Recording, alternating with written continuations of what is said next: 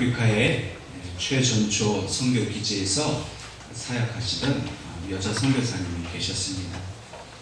이 선교사님이 사역을 하시던 중에 아주 이 중환병에 걸리게 되어서 아주 위급한 상황이 되었습니다. 거기다가 또 한 달 동안 이 선교비가 도착을 하지 않아가지고 또 아무것도 먹을 수도 없고 또 아무것도 할 수 없는 상황이 되었습니다. 그때 가지고 있었던 거라고는 이제 매일 먹을 수 있는 보리죽 한 그릇하고 또 깡통에 든 분유 조금밖에 없었습니다. 이제 이것으로 겨우겨우 연명을 하고 있는 중에 한 달 정도 지나니까 또 다행히 또 그 병도 또 상태가 좋아졌고 또 선교비도 마침 또 도착을 해서 다시 이제 필요한 물건들을 사고 또 음식을 사서 이제 먹을 수가 있게 되었습니다. 여러 해가 지나고 나서 선교사님이 이제 안식년을 맞이하게 돼서 이제 고향으로 돌아와 교회에서 그동안에 있었던 일들을 이제 선교 보고하는 시간이 있었습니다. 이 선교 보고를 하시면서 그 수년 전에 자기가 하마터면 죽을 뻔했다 이제 하는 일을 이제 고생담으로 간증을 하셨습니다. 예배가 끝나고 성도들과 인사를 하는데 그 성도들 중에 한 분이 이제 의사 선생님이 계셨습니다. 그 의사 선생님이 선교사님 그때 어떻게 아팠는지 한번 구체적으로 좀 얘기를 해보라고 그렇게 이야기를 합니다. 그래서 선교사님이 내가 이렇게 아팠다 이렇게 이야기를 하니까 그 의사 선생님이 하시는 말씀이 선교사님 만약 그때 생활비가 제때 도착해서 선교사님이 드시고 싶은 것 드시고 마음껏 먹었더라면 지금 이 자리에 계시지 못했습니다. 제가 증세를 들어보니까 선교사님이 알았던 그 병에는 30일 동안 보리죽만 먹는 것이 바로 처방이었어요. 선교사님이 그 사실을 듣고 너무나 놀라면서 자기는 그냥 그때가 너무 힘들었고 고생했고 하나님이 정말 나를 이렇게 버리시는 것 아닌가? 왜 하나님이 이렇게 힘들 때 날 도와주시지 않는가? 라고 원망했었는데 이제 와서 들어보니 그것이 바로 하나님의 그 역사요 하나님의 도우심이었다는 것을 이 선교사님이 뒤늦게 깨닫게 되었다는 것입니다. 우리는 때때로 하나님께서 우리에게 좋은 것만 선한 것만 우리에게 주셔야 된다고 생각을 합니다. 예수 믿으면 세상 사람들은 다 좋은 일만 생긴다고 생각합니다. 그래서 예수 믿는 사람이 어려운 일 당하면 아니 예수 믿는다면서 하나님이 도와주신다면서 왜 그렇게 어려운 일 당하냐고 때로 우리를 비난 어린 그런 말을 하기도 합니다. 근데 현실은 그렇지가 않습니다. 좋은 일도 물론 있습니다. 그러나 고난과 어려움을 우리는 더 많이 겪게 됩니다. 어렵고 힘든 일이 생길 때 우리는 물론 하나님께 원망합니다. 또 힘들다고 하나님 앞에 하소연을 하기도 합니다. 좋은 일만 있으면 좋겠는데 왜 나에게는 저 사람보다 이렇게 못할 일만 생기는가 하고 하나님 앞에 한탄할 때가 있습니다. 그러나 분명히 기억하십시오. 우리가 힘들어졌을 때 우리가 고난 가운데 있을 때 그 하나님의 뜻이 우리에게 분명하게 나타난다는 사실을 기억하십시오. 좋은 일, 또 잘 되는 일, 형통한 일에는 어쩌면 하나님의 그 음성을 듣지 못할 때가 있습니다. 그런데 우리에게 안 좋은 일이 생기고 어려운 일이 생길 때 하나님은 분명한 메시지를 우리에게 주기를 원하십니다. 어려운 일이 생겼을 때 하나님은 음성을 우리가 들을 수 있어야 하는데 어려운 일이 생겼을 때 우리가 마음속에 불평하고 원망하는 마음으로 가득 차 있으면 정작 들어야 할 하나님의 음성을 우리가 듣지 못할 수도 있다는 것입니다. 우리가 잘 될 때보다 어려운 일이 닥쳤을 때 우리는 그것을 즉시로 깨달아야 합니다. 아, 이 어려운 일이 나에게 닥친 것은 하나님이 무엇인가 나에게 말씀하고자 하시는구나 하고 깨달아야 합니다. 그저 불평만 하고 원망만 하고 힘들다고 그저 아무것도 안 하고 누워만 있으면 하나님의 음성을 듣지도 못하고 또 그 힘든 것 때문에 몸과 마음도 상하고 믿음도 없고 아무런 유익이 없다는 거예요. 고난이 오고 문제가 생겼을 때 영적으로 깨어서 그 하나님의 음성을 들을 수 있다면 우리는 이미 그 문제에서 해결함을 받은 줄로 믿으시기를 바랍니다. 우리는 순종함으로 하나님의 그 메시지를 들을 수 있어야 합니다. 그러면 그 문제는 해결이 되고 하나님이 우리를 향하신 그 뜻을 우리가 알 수가 있다는 겁니다. 사실 우리는 하나님의 하시는 일을 예측할 수가 없어요. 이 잘 되는 일이 끝까지 잘 될지, 이 잘 되는 일이 어떻게 또 잘못 뒤집어질지 우리는 알 수 없습니다. 혹 문제가 오고 시련이 오고 고난이 왔다 할지라도 이것이 그냥 고난으로 끝날지, 이 고난 후에 어떠한 하나님의 더 좋은 역사가 일어날지 우리는 알 수 없습니다. 우리는 그저 좋은 일, 나쁜 일 단순하게 구분하지만 하나님의 일은 그렇게 단순하게 이야기할 수 없습니다. 잘 되면 뭐, 안 되면 화, 그렇게 말할 수 없어요. 아주 복잡합니다. 그렇기 때문에 우리는 속단해서는 안 됩니다. 좀 잘 됐다고 하나님 축복하셨다. 좀 어려움에 빠졌다고 왜 하나님이 날 버리시는가? 기다려 봐야 됩니다. 결과를 봐야 합니다. 그래서 인내해야 합니다. 좋은 일이 생겼어도 늘 겸손해야 합니다. 내가 원하는 일이 생겼을 때 혹 내가 원한 대로 된 이것이 하나님 뜻이 아닐 수도 있지 않은가 생각해 볼 수 있는 겸손함이 있어야 합니다. 혹 내가 원치 않은 시련이 닥쳐오고 어려움이 닥쳤다 할지라도 하나님께서 이 시련을 통해서 나에게 어떤 더 좋은 복을 주시려고 그러는가 하고 기대하는 마음을 가질 수가 있어야 한다는 것입니다. 사실 우리에게 복된 일, 좋은 일이 생기느냐 어려운 일이 생기느냐 사실 이것보다 더 중요한 문제가 있습니다. 하나님은 이 복된 일을 사용하시기도 하고 또 이 고난의 일도 사용하시는데 이 두 가지 일을 사용하시는 목적이 분명히 있다는 겁니다. 잘 되는 일을 통해서도 하나님이 우리에게 바라시는 것은 정말로 하나님 앞에 복된 삶을 우리가 사는 일입니다. 믿음의 복된 삶을 살면 결과적으로 우리가 할 일은 바로 하나님의 사명을 이루는 일입니다.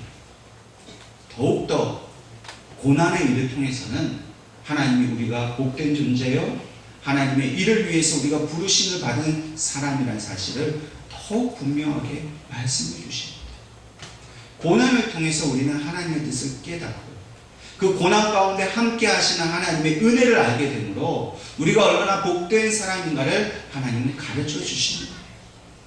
그리고 그 복이 우리 가운데 있다면 이제는 하나님 나라를 위해서 우리의 사명을 감당하도록 하시는 것이 바로 하나님의 목적입니다.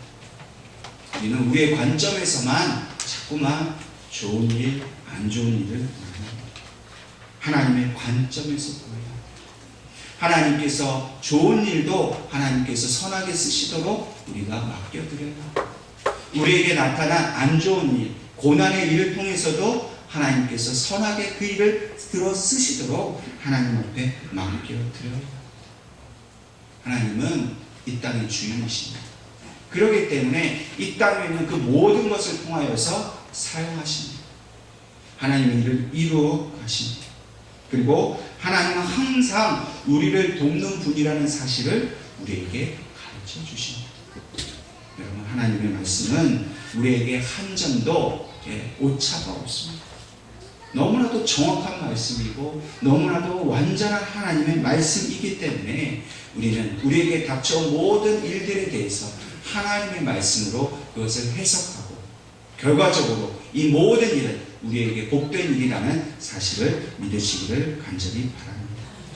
욥기를 보면 하나님은 사단까지도 사용하시는 것을 우리는 볼 수 있습니다. 여러분, 사단은 하나님 앞에 욥을 시험하였습니다. 하나님께 욕되게 하였습니다. 하나님과 욥 사이에 그 사랑하는 것을 보고 시기하였습니다. 욥을 고난에 빠뜨리려는 그런 악한 계획을 가지고 하나님 앞에 나왔습니다. 그런데도 하나님은 그 사단의 악한 의도까지도 다 사용을 하셔서 비록 욥이 결국 사단의 바람대로 고난에 빠졌지만 하나님은 욥을 그대로 내버려 두시지 않으셨어요. 어떻게 해서 사단을 부끄럽게 만들었습니까? 결국 욥의 그 모든 잃어버린 것들을 회복해 하시고 갑절의 복을 더하여 주시어서 결국 하나님을 지키신다는 사실을 이 사단에게 보여주십니다. 아무리 사단이 욥을 괴롭히려고 해도 욥을 향한 하나님의 사랑을 그가 회방할 수는 없는 것입니다. 여러분, 우리의 관심은 무엇입니까? 욥이 갑절의 복을 받았다. 여러분, 갑절을 받았던, 세갑절을 받았던, 여러분, 그 액수가 중요한 게 아니에요. 중요한 건 무엇입니까? 하나님이 그 악까지도 사용하셔서 결국은 욥을 복되게 하셨다는 사실이에요. 여러분, 우리에게도 사단이 시험하고 공격을 합니다. 우리를 힘들게 합니다. 하나님이 안 계셔서, 하나님의 능력이 없어서 그렇게 욥이 우리를 막 공격하고, 사단이 우리를 공격하고 시험하는 걸까요? 아니에요. 하나님 다 아십니다. 아시는데도 그 사단의 시험을 내버려 두십니다. 그리고 마침내 그 모든 사단의 권세를 이기게 하시고 하나님의 복을 우리에게 주신다는 사실을 우리는 기억해야 합니다. 하나님은 우리의 부족함도 사용하십니다. 하나님 우리의 넉넉함도 사용하십니다. 하나님 우리의 기쁨도 사용하시고 우리의 슬픔과 괴로움도 사용하십니다. 그것을 통해 일하시는 하나님께서 날마다 우리를 돕기를 원하시고 날마다 우리가 하나님의 사랑 가운데서 하나님과 동행하고 있다는 사실을 깨닫게 하시는, 잘 될 때 하나님이 동행하신다는 사실을 잊어버리고 살면 타락하고 실패하기 쉽습니다. 고난이 왔을 때 하나님이 나와 함께 하신다는 사실을 잊어버리면 영원히 괴로움 가운데 빠질 수 있습니다. 고난이 오든지 또 형통케 되든지 부여하게 되든지 가난하게 되든지 그 모든 상황 속에서 항상 하나님은 함께 하신다는 사실을 믿으시기를 주님의 이름으로 축원합니다. 물론 고난이 왔을 때 그 과정을 겪어간다는 것은 매우 어렵습니다. 인내하면서 그 고난을 겪어야 한다는 것은 너무나도 고통스럽습니다. 그런데 그 고난 가운데 하나님이 함께하고 계시기 때문에 우리에게 위로가 된다는 사실을 우리는 분명히 기억해야 합니다. 이제 곧 성탄절이 다가옵니다. 우리는 주님의 오심을 기다리는 대림절 첫 번째 주일을 맞이하고 있습니다. 중요한 건 무엇입니까? 주님이 우리와 함께 하신다는 사실. 성탄절에 누구와 함께 하느냐가 매우 중요합니다. 우리 젊은 친구들은 이 성탄절이 다가오면 이제 남친이 하고 여친이 하고 뭘 먹을까, 어디 가서 재밌는 시간을 보낼까 막 기대를 합니다. 근데 솔로들은 어떻게 해요? 지금보다 날짜를 하나 세죠. 이제 또 불행한 시간이 다가오는구나. 나는 왜 혼자일까? 이렇게 힘들어하지. 여러분, 남친이도 없고 여친이도 없는 우리는 어떻게 할까요? 가족하고 같이 있어야 돼요. 남친 있고 여친 있으면 재밌게 보내죠. 우리는 가족하고 있어요. 여러분, 성탄절의 의미가 뭡니까? 외롭고 고독한 인생, 우리에게 하나님이 예수님을 보내주십니다. 더 이상 외로워하지 말아라. 더 이상 고통스러워하지 말아라. 내 아들이 너희와 늘 함께한다. 여러분, 이것이 우리에게 위로가 되고 이것이 바로 고난 가운데 살아가고 있는 우리에게 주시는 하나님의 가장 큰 위로가 된다는 사실을 믿으시기를 바랍니다. 특별히 오늘 본문 말씀을 통해서 우리와 함께 하시는, 동행하시는 성령 하나님에 대한 이야기를 우리에게 해주고 있습니다. 26절 말씀을 보니까 이와 같이 성령도 우리의 연약함을 도우시나니 말씀입니다. 성령이 우리에 늘 함께 하시는데 특별히 성령님은 어떨 때 함께 하십니까? 우리가 연약할 때 함께 하신다는 것. 우리가 연약할 때 우리를 도와주신다는 것입니다. 우리가 연약함에 빠질 때 성령은 즉시로 우리와 함께 하시고 도우시고 우리를 건져내 주신다는 사실입니다. 그러나 우리는 어떻습니까? 우리는 날마다의 삶 속에서 성령님이 정말 나와 함께 하신다는 사실을 의식하며 살아갑니까? 사실 그것을 의식하며 살아가기가 쉽지가 않지요. 성령님이 나와 함께 하신다는 사실을 잊어버리고 살 때가 있습니다. 그런데 우리가 의식하지 못하지만 성령님은 항상 우리와 함께 하고 계십니다. 특별히 우리가 어려움에 처할 때에 우리를 도와주십니다.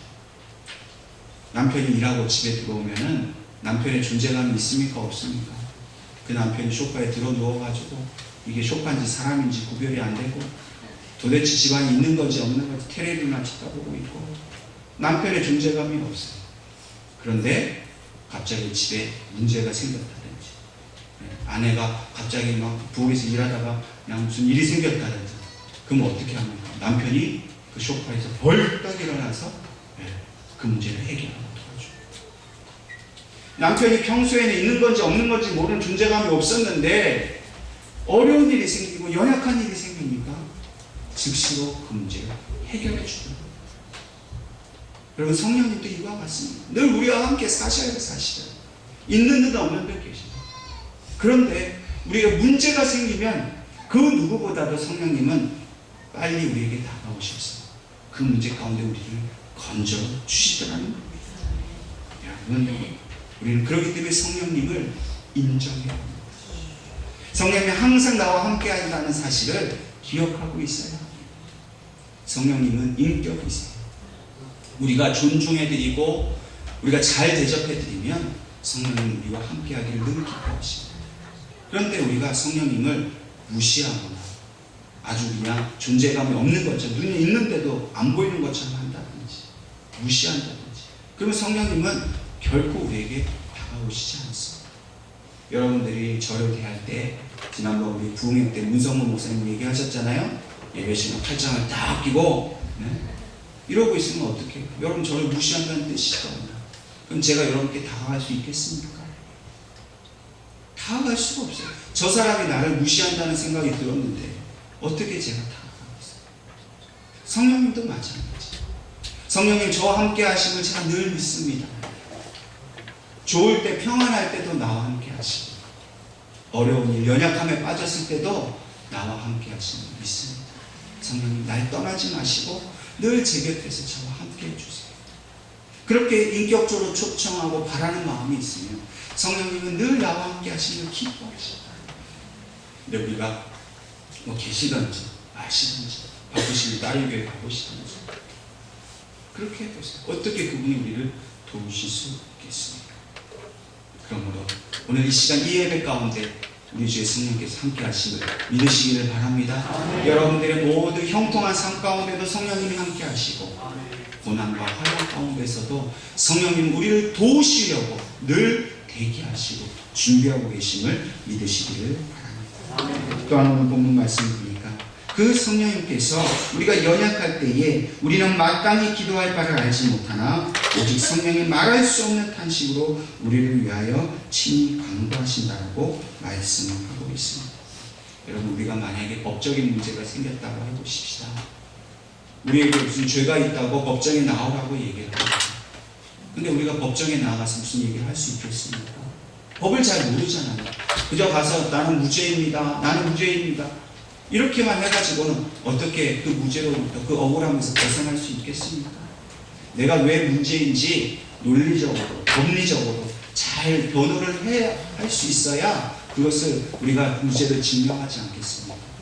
그래서 우리가 말할 수 없으니까 누구를 데리고 갑니까? 변호사를 데리고 가요.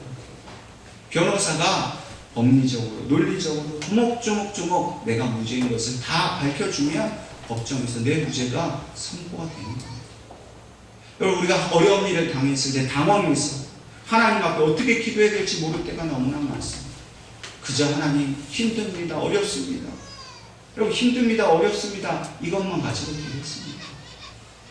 물론 그 기도도 하나님 들으시겠지만 정말로 하나님 앞에 그 기도를 드릴 수 있도록 성령께서 말할 수 없는 탄식으로 우리를 위하여 간구하신다고 얘기하십니다. 여러분 우리가 어려운 일을 당했을 때 누가 내 옆에 있는 내 믿음의 형제가 나를 위해 울며 통곡하며 하나님 앞에 기도해 준다고 생각해 보십시오. 그것만으로도 위로가 되지 않겠습니까? 나를 위해 울어주는 사람, 내 마음 알아주는 사람 없는데 이 집사님이 권사님이 나를 위해 이렇게 울어주고 탄식해주고 자기 일처럼 애통해하고 하나님 앞에 그렇게 간절하게 나를 위해 기도해 준다고 하면 얼마나 그 일이 나에게 힘이 되겠습니까? 사람도 그러할진데 성령님께서 나를 위해서 그렇게 말할 수 없는 탄식, 나보다도 더 슬픈 그 슬픔과 애통을 가지고 하나님 앞에 나의 모든 것들을 다 아뢰어 주시고 고발해 주시고 그 사정을 기도해 주신다고 하니 얼마나 그것이 우리에게 힘이 되고 은혜가 되겠습니까? 여러분 분명히 기억하십시오. 여러분들이 고난 중에 당황하고 어렵고 이걸 어떻게 해야 될지 몰라서 손을 놓고 낙심하여 주저앉아 있을 때 분명히 성령님께서는 우리를 위하여 말할 수 없는 탄식으로 하나님 앞에 기도하고 계심을 꼭 믿으시기를 바랍니다. 그렇기 때문에 그 하나님 앞에 우리는 기쁨과 감사로 나아갈 수가 있습니다.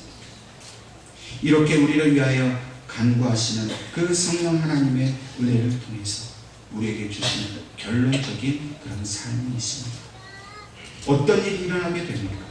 그것은 28절 말씀처럼 우리가 알거니와 하나님을 사랑하는 자 곧 그의 뜻대로 부르심을 입은 자들에게는 모든 것이 합력하여 선을 이룹니다. 성령님께서 우리를 위하여 친히 간구하시는 그 기도를 통해서 우리에게는 모든 것이 합력하여서 선을 이루게 되는 놀라운 은혜가 나타난다 하는 것입니다. 여러분, 우리는 합력하여 선을 이룬다는 말을 오해하지 않아야 합니다. 합력하여 선을 이룬다는 말이 내가 원하고 바라는 좋은 일이 다 일어난다 라고 생각해서는 안 됩니다. 이 합력하여 선을 이룬다는 것은 우리의 입장이 아니라 하나님의 입장, 하나님의 보시기에 선하고 좋은 일을 우리에게 허락해 주신다는 거예요. 여러분, 사실 우리가 바라는 선한 일, 좋은 일은 대부분 우리의 욕심일 확률이 높습니다. 내 자녀가 공부도 잘하고 건강하고 실력도 있고 스카이 대학 나와서 인류 직장을 다니고 연봉 1억씩 2억씩 받아가지고 성교비에 50%를 드리겠습니다. 성교비를 드리겠습니다. 그게 하나님의 영광을 위한 것 같고 합력하여 선을 이루는 의미 같지만 자세히 들여다보세요. 하나님이 돈이 없어서 우리한테 우리 수입의 50% 60% 내놓으라고 그러시겠어요?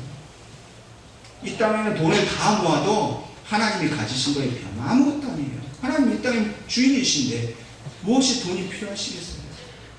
근데 우리가 그렇게 얘기한다는 거예요. 내 욕심 때문에. 여러분, 하나님께서 합력하여 선을 이루신다는 것은 하나님이 우리를 향한 그 뜻을 이루어 주신다는 겁니다. 하나님이 본래 우리를 지으시고 이 땅에 보내신 목적들을 이루어 주신다는 거예요. 여러분, 우리가 정말로 관심을 가져야 될 것은 합력하여 선을 이루신다는 부분이 아니라 하나님을 사랑하는 자, 곧 그 뜻대로 부르심을 입은 자들에게 그 일이 나타난다는 걸 기억해요. 결국 뭡니까? 우리가 기억해야 될 것은 내가 정말 그 뜻대로 부르심을 입어서 하나님을 사랑하는 사람인가, 이게 더 중요합니다. 하나님이 하나님의 뜻을 따라 나를 불러주셨는데 그 사실도 알지 못하고 그 사실에 대한 감사와 감격도 없이, 그래서 그 감격을 가지고 하나님을 사랑하는 마음이 없는데 어떻게 내가 원하고 바라는 일을 하나님이 다 이루어 주실 수 있겠습니까? 하나님의 그 선한 일을 이루기를 위해서는 우리가 하나님을 뜨겁게 사랑해야 합니다. 하나님의 뜻대로 부르심을 입은 자에게 아무것도 할 수 없었던 죄인인 나를 하나님이 사랑의 뜻으로 불러주셨어요. 자녀 삼아주셨어요. 그것을 감격해하고 감사하고, 그래서 이 세상에 있는 그 모든 것보다도 하나님을 사랑하는 그 마음을 가지고 있으면 하나님은 우리의 고난을 통해서, 어려움을 통해서, 때로는 잘되는 형통한 일을 통해서도 하나님께서는 모든 것이 합력하여서 선이 되도록 하나님께서 해주신다는 사실입니다. 하나님의 이 모든 우리의 삶은 하나님의 주권과 섭리 속에 있습니다. 모든 일은 하나님께서 다 주관하십니다. 모든 일은 하나님의 그 손 안에 있습니다. 그렇기 때문에 우리는 그것을 믿고 눈앞에 있는 일만 바라보고 낙심해서는 안 될 것입니다. 우리가 너무 문제만 바라다 보고 있으면 그 크신 하나님의 뜻을 다 알지 못합니다. 여러분, 문제 그 너머에 있는 하나님의 뜻을 바라볼 수 있는 믿음의 눈을 가지시기를 주님의 이름으로 축원합니다. 주님의 십자가를 바라볼 때 그 눈이 떠지는 겁니다. 여러분, 주님의 십자가는 표면적으로 보십시오. 고난이고 환난이고 저주입니다. 십자가에서 죽으시고 끝났어요. 허무한 일이에요. 근데 하나님은 그 일을 어떻게 만드셨습니까? 죽고 끝난 것이 아니라 이 땅에 그 어떤 사람에게도 일어나지 못했던 부활의 영광으로 바꾸어 주셨어요. 우리가 주님의 십자가를 바라보아야 할 것은 우리가 죽은 것 같지만 그러나 그 십자가는 우리에게 영원히 사는 길을 열어주셨다는 사실을 우리는 기억해야 합니다. 그렇기 때문에 우리는 자꾸만 세상의 것을 사랑하려고 하는 마음, 세상의 것에 욕망을 품으려고 하는 마음들을 버려야 합니다. 우리는 주님만 사랑해야 합니다. 주님께만 온 시선을 두고 그렇게 살아갈 때에 하나님은 네가 나를 사랑하는 줄을 알겠다고 말씀하십니다. 여러분, 뭘 하나님께 사랑한다고 뭘로 증명하겠습니까? 헌금을 많이 하면 하나님을 사랑하는 건가요? 봉사를 많이 하면 하나님을 사랑하는 건가요? 하나님을 정말로 사랑한다는 것은 예수님의 십자가를 따라가는 겁니다. 그것으로서 우리는 우리에 대한, 하나님에 대한 우리의 사랑을 보여드리는 겁니다. 우리의 초점을 오직 하나님과 예수 그리스도의 십자가에만 두고 하나님께서 우리의 모든 일을 선하게 인도하실 것을 믿으시기를 주님의 이름으로 축원합니다. 19세기 성경 주석가로 유명한 윌리엄 바클레이라는 분이 있습니다. 이분이 이제 처음 목사님이 되셔서 목회 초년병 시절에 이제 어느 한 가정에 방문하게 됐습니다. 신방을 갔습니다. 한 부인이 우울증에 빠져서 매우 힘들어한다는 이야기를 듣고 이제 그분을 위로하기 위해서 그 가정을 방문했습니다. 그 부인이 자기의 힘든 이야기를 다 목사님 앞에 다 이야기를 하는 겁니다. 그렇게 하고 한참을 얘기하다가 마지막에 이분이 딱 한마디를 합니다. 목사님, 너무 힘들어서 저는 이제 죽고 싶습니다. 근데 이 목사님이 이분의 이야기를 잘 들어주시다가 이 마지막 이야기를 잘 못 들었어요. 이 청력이 좋지 않아서 집중해서 띄엄띄엄 듣다가 마지막에 이분이 힘을 줘서 딱 하신 이 말씀을 못 알아듣는 거예요. 근데 이분이 너무 순수하다 보니까 이 진지한 상황 속에서 뭐라고 하셨죠? 이렇게 물어보는 게 굉장히 결례라는 생각이 들어서 그냥 이분의 말을 알아들은 척 하면서 뭐라고 얘기했냐면 참 좋으신 생각입니다. 저도 그보다 더 좋은 생각이 없다라고 생각합니다. 아니, 나는 이제 확 죽어버리겠습니다 그랬는데 목사님이 참 좋은 생각이라고 그랬으니 이 얼마나 이 크게 이 낭패가 생겼습니까? 근데 이 목사님 모르는 거예요.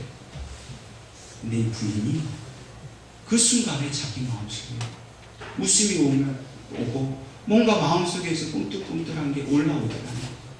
이 목사님이 모르고 내 말을 못 알아듣고 이렇게 하셨구나.